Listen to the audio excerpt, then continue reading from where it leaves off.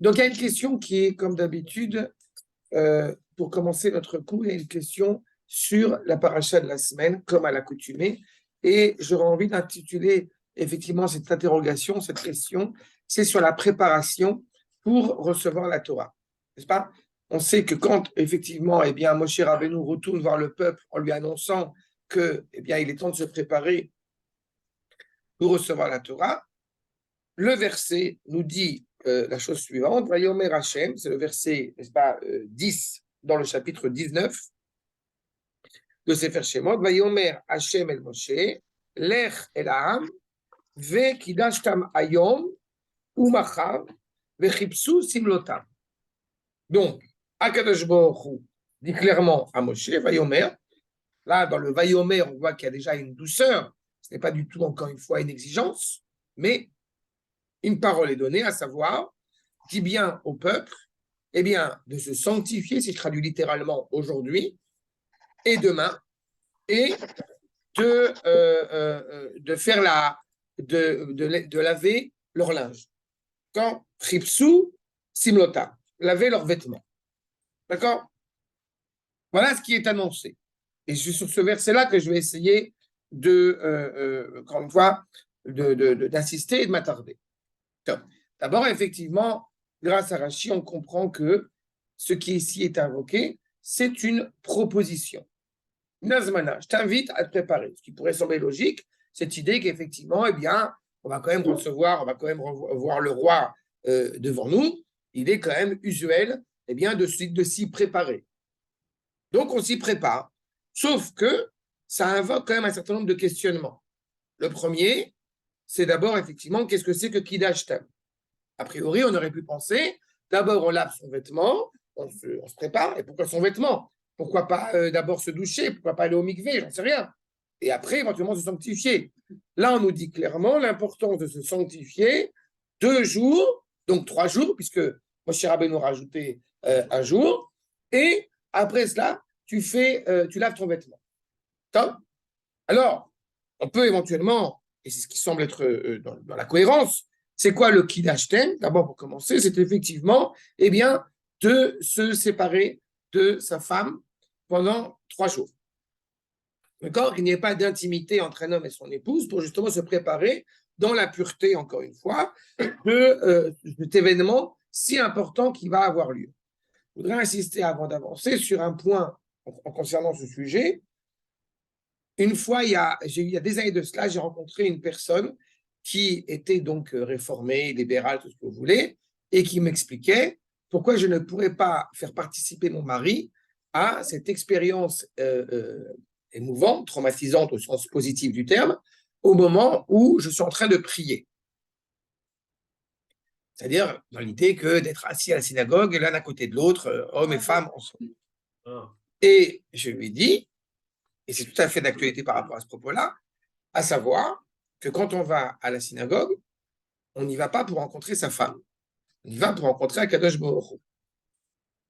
Donc, dans ce cas-là, pourquoi les femmes vont à la synagogue? Réponse, il est fondamental que les femmes, encore une fois dans la mesure du possible, après il y a une question d'organiser la Ezrat Tashim, etc., c'est un autre sujet. Dans tous les cas, il y a cette idée importante d'aller à la synagogue avec une distinction claire entre les hommes et les femmes. À la fois, c'est important que les femmes et les hommes y aillent, mais à la fois, c'est important qu'il y ait une distinction, justement, parce que cette notion d'élévation, encore une fois, de purification, quand on va se rapprocher d'Akadosh Baruch Hu. Donc, c'est ça qui est induit dans ce propos.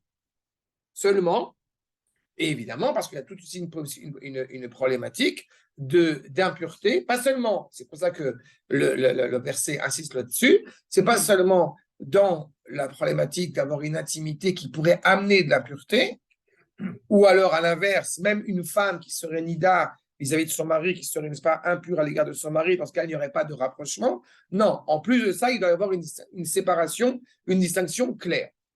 C'est-à-dire qu'on est très prudent, encore une fois, pendant ces 3 jours, à ne pas s'aller à un plaisir personnel de couple, alors qu'on s'apprête à rencontrer Akadosh Baruch Hu. Seulement, il y a une dimension quand même supplémentaire, cette notion justement du vêtement. Pourquoi est-ce qu'on nous parle effectivement? Eh bien, de laver son vêtement. À ce le Ktav HaKabbalah va vraiment poser une question très intéressante et très importante. Le peuple qui est sorti d'Égypte, quelle raison a-t-il... Non, avant ça, je vais évoquer autre chose. Le Ramban et Rabbeinu Bechaye aussi vont évoquer l'idée que on apprend de ce verset qu'il ne peut pas y avoir, tel que vont l'enseigner la Gemara, il ne peut pas y avoir de lessive sans qu'il y ait d'abord une dvila au mikvé. Donc dans ce cas-là, quand on nous dit n'oubliez pas de laver votre vêtement, on sous-entend que par essence, tu vas aller au mikvé avant. D'accord? Mais je reste quand même malgré tout perplexe. Pourquoi? Parce que l'âme Israël, quelle raison aurait-il d'aller, au-delà d'une raison psychologique sur laquelle on va essayer de réfléchir aussi, mais quelle raison aurait le peuple juif à vouloir se laver, et encore plus à laver son vêtement à ce moment-là? C'est ce que j'allais dire. C'est-à-dire que la problématique est la suivante. Le vêtement n'a aucune odeur. Comment je sais qu'il n'a aucune odeur? Parce qu'il n'y a aucune transpiration. Pourquoi il n'y a aucune transpiration? Parce que la providence divine a fait en sorte qu'il n'y avait aucune souillure, quelle qu'elle soit, de la part du vêtement, de la part du corps même lui-même. N'oublie pas par la même occasion que on reçoit la manne déjà. Et la manne est un pain céleste, comme il est indiqué. Par conséquent, il n'y a aucune fioriture, il n'y a aucun rejet. Donc, le corps est dans une situation, encore une fois, j'ai envie de dire, la plus optimale qui soit. N'est-ce pas? Il n'y a ni de problème d'hygiène. Je ne dis pas que c'est le cas aujourd'hui, mais il n'y a ni de problème d'hygiène, ni de problème de pureté. Et pourtant, on insiste en nous disant clairement qu'il faut qu'il y ait cet idéal-là. D'autre part, d'accord, il y a quelque chose qu'il faut essayer de comprendre. Pourquoi ça se passe? On va voir. Tu restes, mais tu es déjà dans la dimension psychologique. J'ai aucun problème. Moi, je veux comprendre pourquoi, qu'est-ce qu'on dit en disant cela.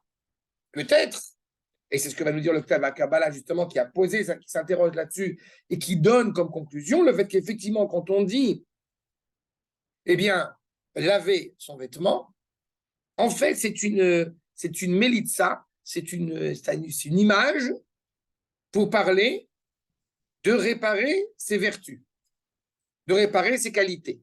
La dimension extérieure, c'est quand même ma manière d'agir qui va être réparée, qui va être nettoyée, tel qu'il y a un autre verset quand on dit « Fais en sorte que tes vêtements soient toujours blancs ». Ils sont blancs, ils sont d'une pure, quoi. C'est pas la couleur. Alors, c'est très intéressant comme commentaire, sauf que Rashi a dit clairement, a priori, qu'on lave ses vêtements. Pas seulement Rashi. Le Targum, la traduction de Onkelos, elle a aussi insisté sur l'idée de laver ses vêtements. Le problème, c'est que si on parle de laver ses vêtements, dans la traduction de Onkelos de notre verset, il aurait dû être écrit effectivement laver. Si vous, en araméen, sauf qu'il n'est pas écrit cela. Il est écrit, d'abord pour la raison de la recommandation, c'est ce que dit la traduction Tizmenoun, c'est invité, mais concernant le lavage du vêtement, il est inscrit Veichaveroun levushehen. C'est quoi Yechaveroun levushehen? C'est pas laver le vêtement, c'est blanchir le vêtement. Développe. Chiver, quelqu'un qui est chiver, quelqu'un qui a le teint pâle. Levushehen, on n'a pas dit begadim, on a dit levouche. On retrouve déjà en allusion ici ce rapport à la vertu. C'est-à-dire le fait qu'effectivement, ce qui te recouvre, l'image que tu renvoies doit être suffisamment à la hauteur face au don de la Torah qui va à la rencontre, l'avènement du Sinaï auquel nous allons insister. Et peut-être c'est ça qui va expliquer le fait, parce qu'a priori, ce qui, comme je le dis, qui peut paraître étrange, c'est le fait qu'on parle d'abord de Kedusha et après de lavage. A priori, on prend sa douche d'abord et après on met le costume. C'est rare qu'on mette le costume et après on prend la douche. D'accord? Si je reprends dans cette image. Et bien c'est justement ce que va nous dire le Al-Shir HaKadosh, que je vous soumets. She'era le'ene kol ha'am, il a insisté pour transmettre au peuple les Daber Bam par cette grande préparation, à l'idée Achana Gdola, Velo Yasu mi Aoraot Achitzoniot, Kekibus Begadim Veitouf Levanim, et ils ne vont pas se tromper en pensant que d'abord il faut bien laver son vêtement physiquement et on est sauvé. Et on a fait ce qu'on a à faire. On ne se laisse pas avoir par ce rapport extérieur en mettant des vêtements propres, etc. Ils peuvent aider, comme tu as dit, une meilleure préparation, mais ce n'est pas ça l'essentiel. On sait très bien ce qui se passe quand je suis un grand rabbin, je mets un beau chapeau avec une grande barbe, je le ramène tous les temps. Ça ne marche pas. Ki'im, les kadesh atzman. Mais au contraire, d'abord de se sanctifier bifnim, c'est pour ça que d'abord il y a une demande de les kadesh, et après on lave le vêtement. Im les kadesh bifnim techila, ve'achar bachutz, et après on nettoie le vêtement. C'est comment la phrase qui dit on regarde la poutre. Tu sais, avec Voltaire, on regarde ce qui se passe à l'extérieur. D'accord. La poutre qu'on a dans l'œil. La poutre qu'on a dans l'œil, voilà. D'accord, c'est ça. D'abord, il y a un travail personnel. Et c'est en cela où on se prépare et on cachérise l'archir les vavam. On recachérise, entre guillemets, son cœur, on se prépare par cette échoua pnimite, et après, on lave nos vêtements. C'est-à-dire que là encore, même dans la réparation des vertis, d'abord, il faut qu'il y ait une envie de réparer. Il faut qu'il y ait une idée, encore une fois, de dire, je veux me préparer à rencontrer justement cette rencontre suffisamment importante. C'est clair jusque-là? Yofi. Ça, c'était la dimension simple. Ce n'est pas fini encore. Parce que le fait qu'on rencontre Akadosh Baruch Hu, a priori, on est en extase. Donc, comment est-ce qu'on peut nous demander? On vient de traverser, ça fait 3 mois qu'on est sorti d'Égypte. On a vu la mer, on a traversé la mer. Donc, l'Am Israël a une grande itlaavout. Il a une grande élévation, une grande exaltation de rencontrer Akadosh Baruch Hu. Alors, comment est-ce qu'on peut être aussi pointilleux et avoir peur que le peuple juif, eh bien, il puisse manquer de retenue, manquer d'appréciation de rencontrer le Créateur?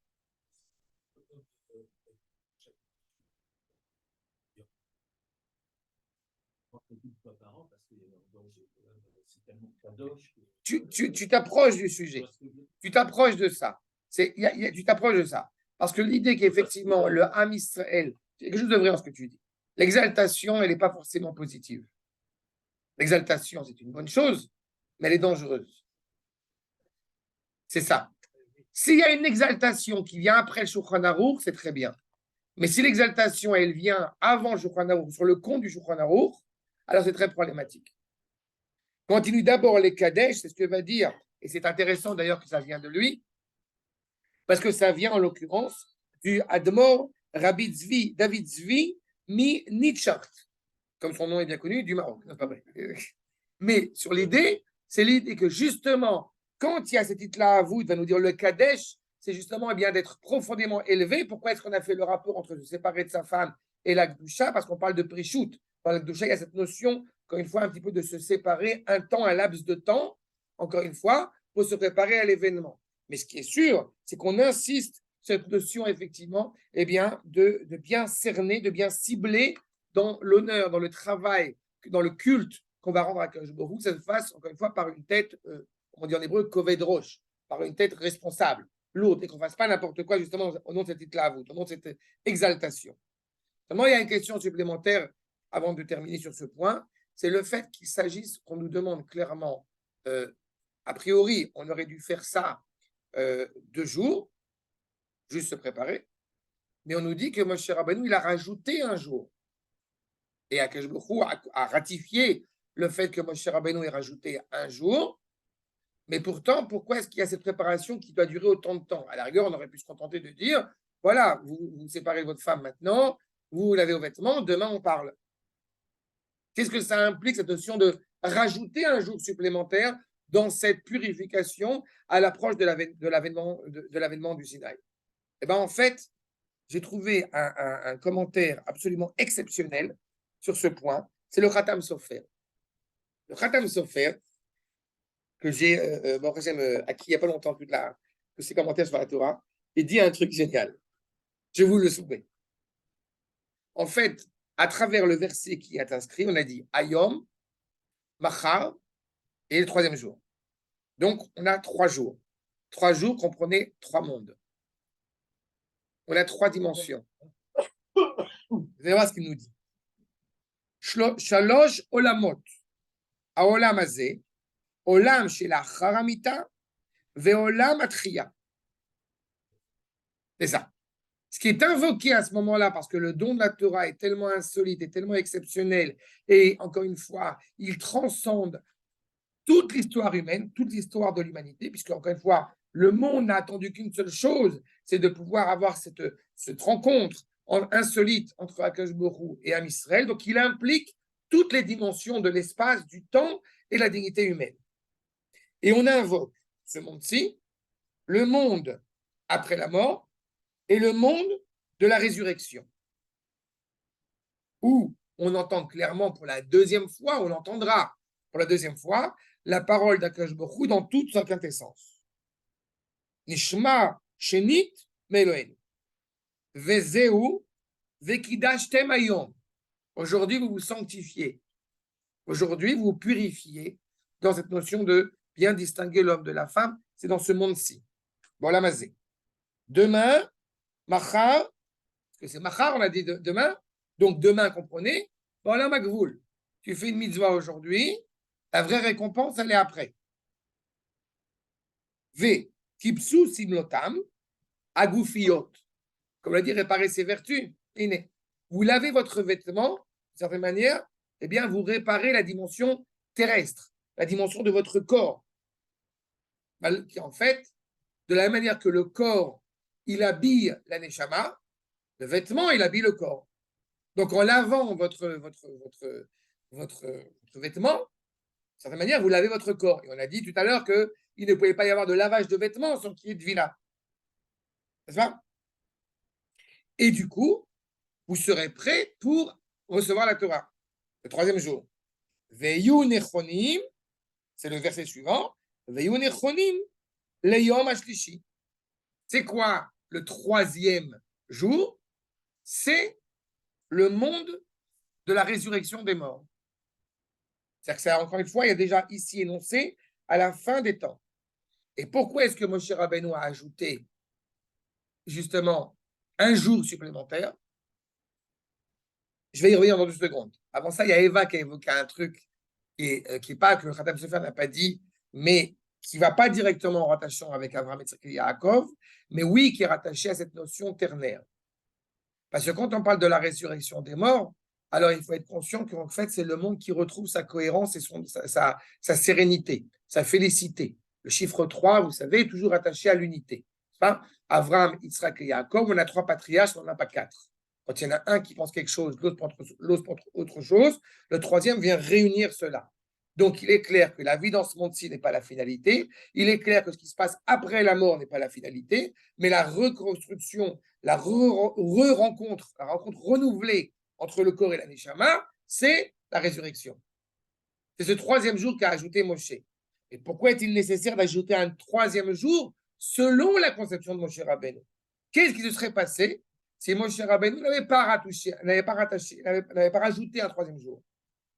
Dit le Khatam Sofer, al yedei shelo nichnas Moshe Rabbeinu alav hashalom eretz Israël, charev hamikdash.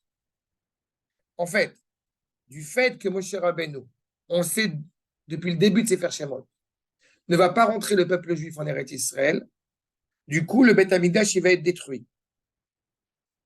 Si le Beth Amikdash, il va être détruit, on pourrait croire que c'est la fin, qu'il n'y a plus de résurrection possible. Puisque le Beth Amikdash ayant été détruit, l'État juif ayant été détruit, il n'y a plus de résurgence.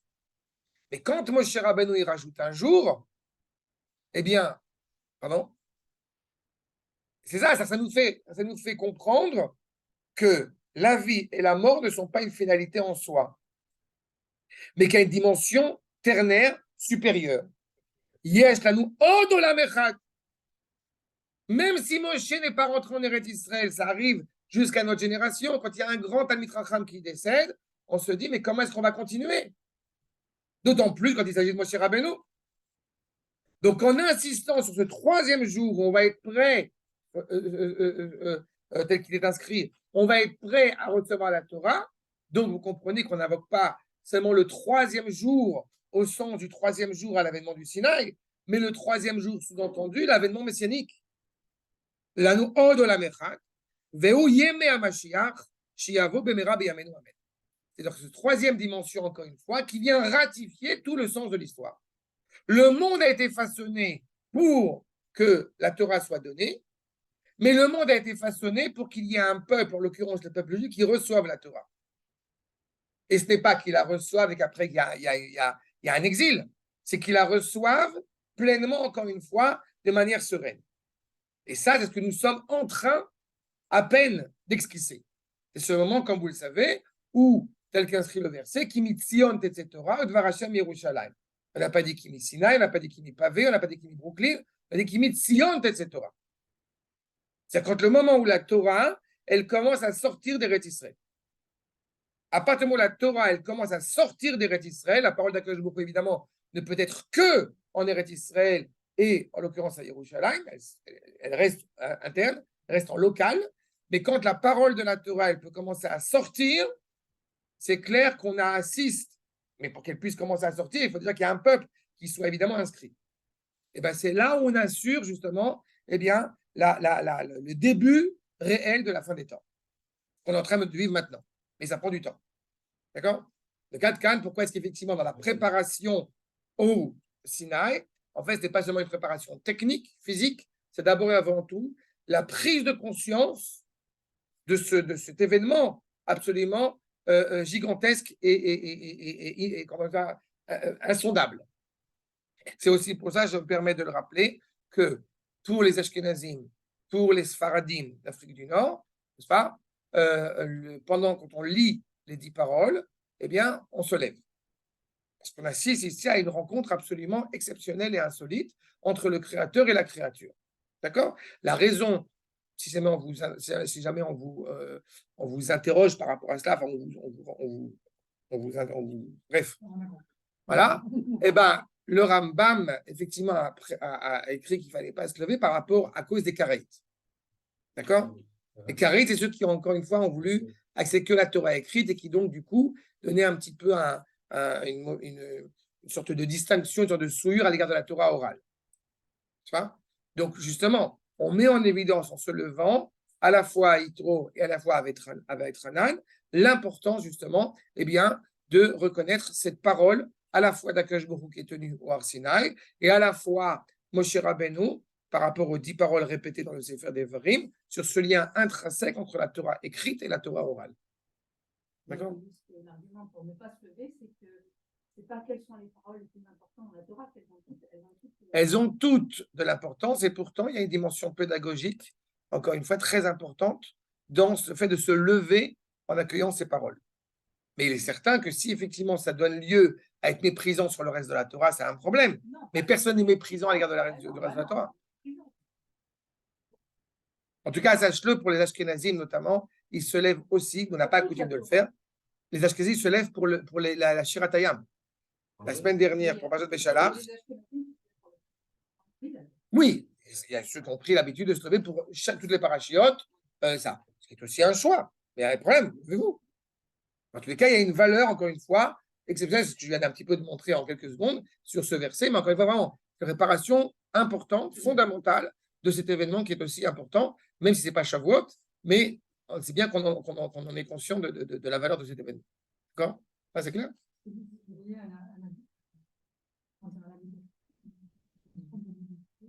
Anochi Hashem Elohecha, Asher Hotzer Ram Mitzrayim. J'ai vu dans le Rav Ben Amozeg qui rappelle que pourquoi justement il commence par Anochi, parce qu'il y a une réminiscence de Anouké en égyptien face aux Juifs, et Anouké, il y a ce rapport d'amour, ce rapport de divinité là-bas, et c'est justement en parlant comme ça au Ham Israël pour bien montrer, ce qui est un petit peu inscrit dans le verset lui-même, puisque ce n'est pas Anochi Hashem qui a créé le monde, c'est Anochi Hashem qui vous est sorti d'Égypte. Donc il y a un lien intrinsèque entre le Créateur et la créature d'Israël, évidemment, qui est sous-entendu en allusion ici. D'accord? Mais encore une fois, qu'il n'y a pas de malentendu, c'est pas qu'on est en train de copier les Égyptiens, c'est pas ça la question.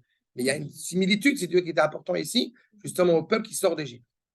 Mais Hachem, par contre, le nom d'Akash Baruch Hu, celui qui est, n'est-ce pas, lui est insolite. Lui, c'est le nom propre d'Akash Baruch Hu. D'accord? Ça,